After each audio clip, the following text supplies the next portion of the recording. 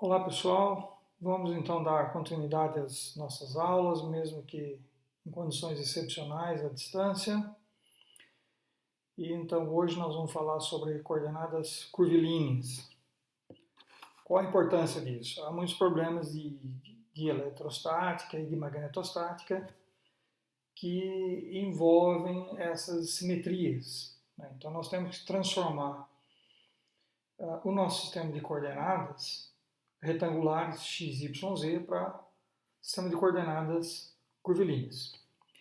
Então nós vamos começar primeiro com coordenadas polares esféricas. Então nós precisamos de equações transformativas que relacionam as coordenadas retangulares x, y, z com as coordenadas curvilíneas. No caso, em pauta, as coordenadas polares esféricas, r, θ, φ. Para vocês visualizarem melhor esse sistema de coordenadas, por favor, dirigem-se à figura 1.36 na página 29. Como vocês vão observar lá naquele sistema de coordenadas, ele é um sistema de coordenadas ortogonal. A direção radial, a direção polar e a direção azimutal são perpendiculares entre si. Então, nessas equações, θ é o ângulo polar que vai do polo norte da esfera até o polo sul da esfera, polo norte até o polo sul aqui da esfera. Então, o nosso θ ele está varrendo um intervalo de 180 graus, vai de 0 até π. É como se eu estivesse correndo ao longo da linha dos meridianos no mapa mundi. Muito bem. E o que seria o φ? O φ é o ângulo azimutal. É como se você estivesse correndo em cima do equador do mapa mundi. Então você tem aqui a sua esfera, você estaria correndo aqui em torno do equador. Então, o ângulo φ ele vai desde 0 até 180 graus. É uma volta completa sobre todo o equador da esfera. Muito bem. Como é um sistema de coordenadas ortogonal, né? Você tem aqui a direção R, está aqui a direção θ chapéu e aqui a direção φ.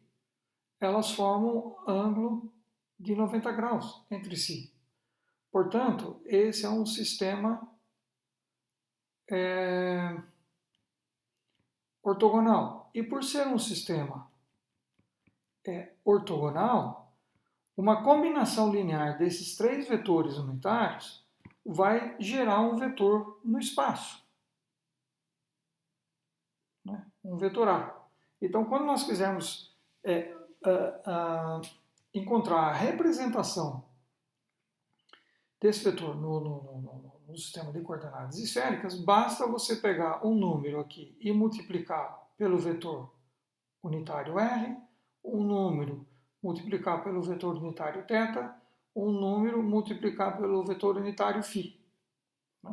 Então, a R, a θ e a φ seriam então as coordenadas radial, polar e azimutal, respectivamente.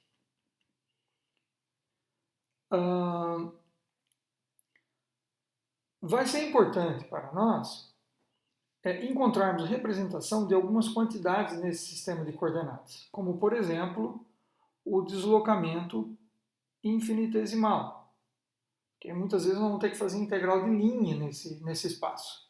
Então nós precisamos saber quem é o nosso dl. Então ele vai ter três componentes, uma ao longo da direção radial, uma ao longo da direção polar e uma ao longo da direção azimutal.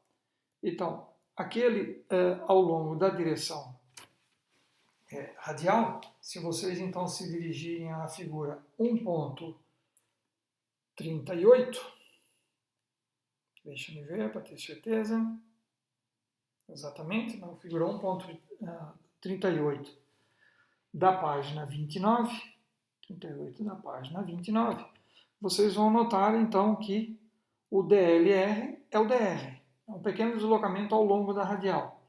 O DL θ é R de θ, é um arco de círculo. Vocês podem notar na figura 1.38b.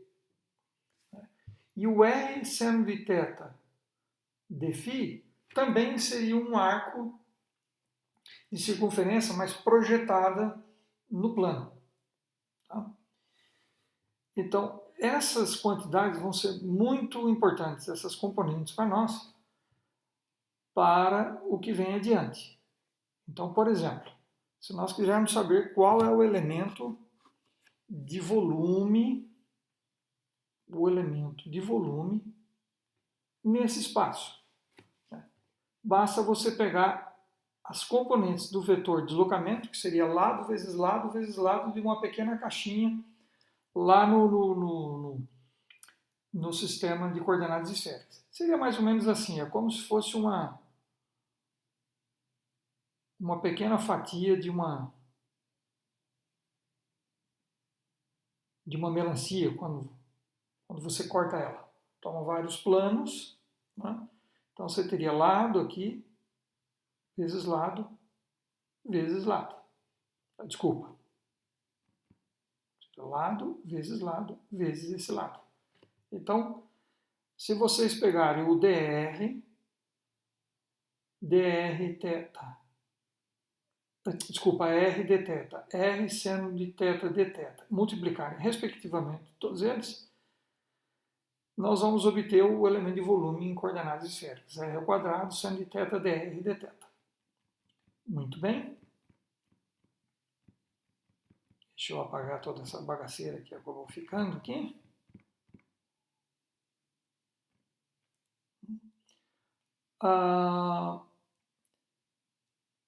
Continuando. O elemento de área também vai ser importante. Então, se vocês se dirigirem à figura 1.39 na página 30, vocês vão ver lá que o elemento de área em coordenadas esféricas vai ser dado por dl θ dlr. Então, usando o que nós obtivemos ali em cima, para esses elementos infinitesimais, fazemos as respectivas multiplicações e obtemos aqui, então, o elemento de área em coordenadas esféricas. Vamos ver uma pequena aplicação disso para obter aquilo que já é bem conhecido de vocês. Então, digamos que nós quisermos calcular qual que seria a área da superfície esférica, que a gente já sabe que, lá de geometria volumétrica, é 4πr ao quadrado. Tá? Então, como é que nós faríamos isso? Nós vamos pegar e integrar o dA em toda a superfície. E claro que multiplicado pelo R chapéu, né, para dar o elemento de área escalarmente. Né? Porque o dA, lembre-se, ele sempre aponta perpendicularmente à superfície esférica. Então, se vocês fizerem a substituição, aqui está o R chapéu, dA, aqui é o nosso dA, que a gente obteve ali em cima. Aí nós vamos fazer o produto escalar de R chapéu por R chapéu, que dá 1, que é um vetor unitário. Prosseguindo. E nós vamos obter R quadrado seno de θ de θ de φ. E então nós vamos integrar o ângulo θ de θ a π e o φ de 0 a 2π. Então a primeira integral que nós vamos fazer vai ser a mais interna, em θ, que dá menos cosseno de θ. De 0 a π dá exatamente 2. O 2 nós colocamos para fora da integral. O r quadrado também vou já colocar para fora da integral. Por quê? Porque ele está fixo. O raio da esfera está fixo. Tá? E aí só sobra a integral em φ.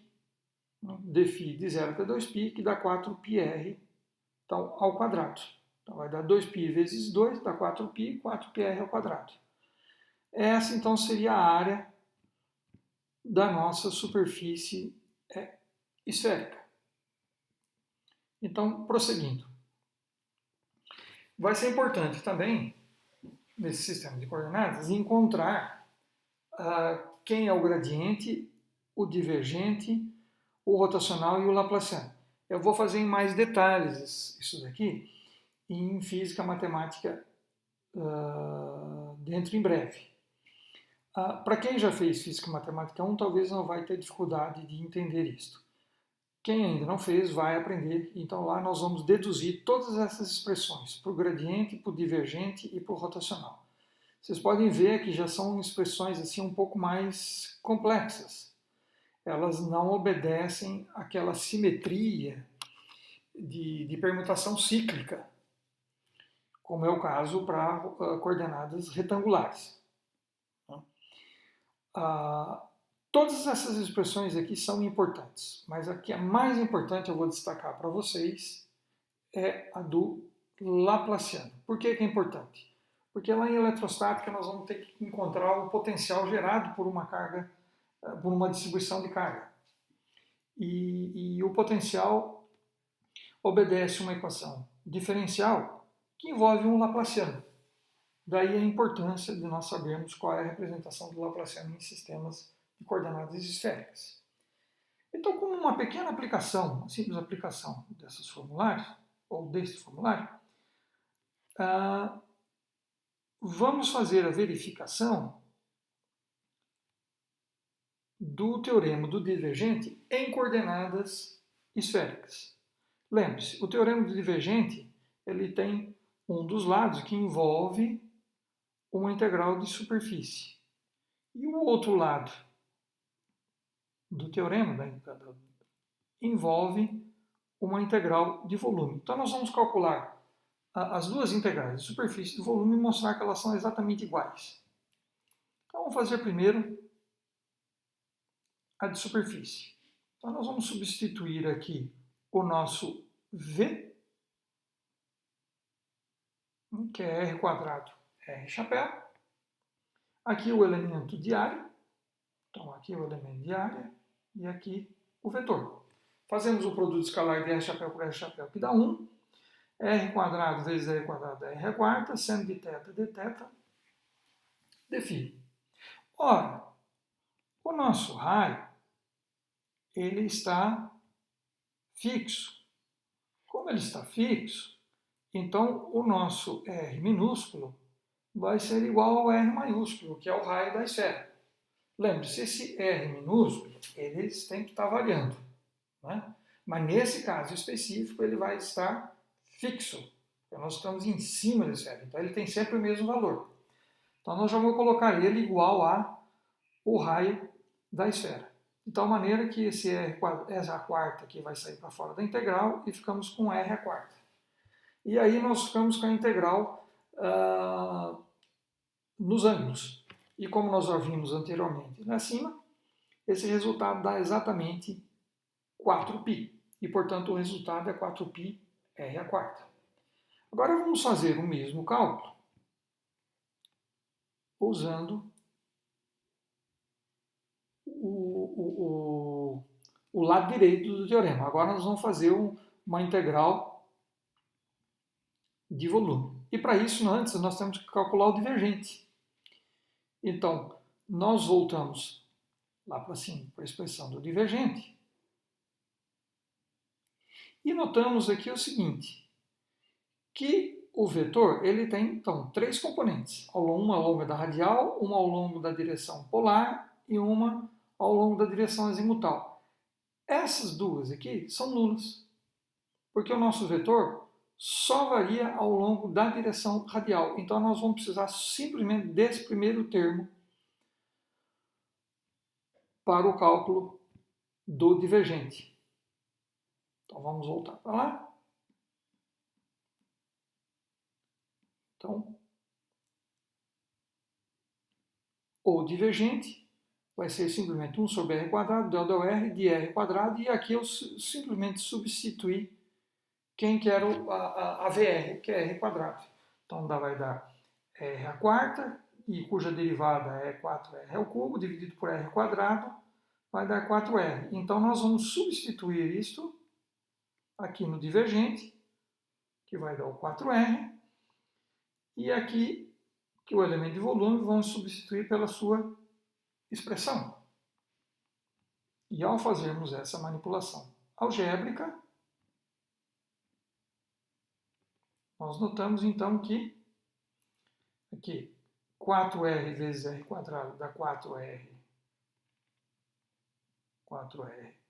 ao cubo, cuja integral é 4 r à quarta sobre 4, 4 com 4 cancela, de 0 até r, que é o raio da esfera. Então isso vai dar r à quarta. Notem que aqui agora o meu r já não está mais fixo, eu estou variando ele desde 0, que é o centro da esfera, até a superfície. Aqui agora ele não está mais fixo, né, porque eu estou fazendo uma integral no volume. E ao fazermos então esta integral em r, dá r à quarta, e aí o que sobra é a integral nos ângulos, a integral angular. Como nós vimos acima, isso daí dá exatamente 4π. E, portanto, o resultado final é 4πr à quarta, como nós obtivemos lá em cima fazendo uma integral de superfície. Dá exatamente igual. Coordenadas cilíndricas. Também será importante coordenadas cilíndricas para nós, porque muitos problemas de eletromagnetismo vai envolver ou fios, ou então cabos coaxiais, ou um fio com oco, né, uma determinada espessura e oco por dentro. Todos esses problemas têm simetria cilíndrica. E as equações que relacionam as coordenadas retangulares com as coordenadas cilíndricas são essas que vocês estão vendo aqui destacado em verde. E que para ver a dedução delas, por favor, dirijam-se à figura 1.42 na página 32. Então, uma vez que você tem essas equações transformativas, você vai então deduzir o deslocamento infinitesimal, que seria o DLS é o DS, que é simplesmente um deslocamento ao longo da radial, perpendicular ao eixo do cilindro. O dLφ, que é um elemento de comprimento, né, ao longo da direção azimutal. Então seria como se eu estivesse aqui no círculo, o centro dele. Desculpa, aconteceu um problema aqui. Não. Vamos lá? Então seria como se eu tivesse aqui o círculo. Aqui você tem um ângulo dφ e aqui S. O tamanho desse arco aqui é o raio do círculo, que é S, vezes o ângulo, que é dφ. Isso dá exatamente esse comprimento, é um arco de círculo. Então eu vou apagar aqui essas coisas que eu fiz.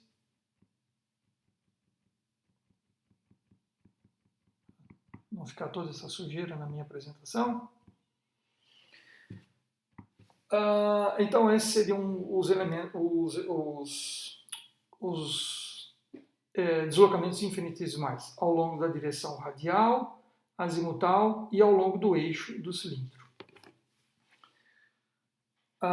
Também usando fórmulas da teoria de coordenadas curvilíneas, eu vou mostrar para vocês em física matemática que o gradiente, o divergente, o rotacional e o laplaciano, em coordenadas cilíndricas, assumem essa forma que vocês estão vendo aqui. Tá? Então, aguardem a próxima aula e essa nós daremos então por encerrado.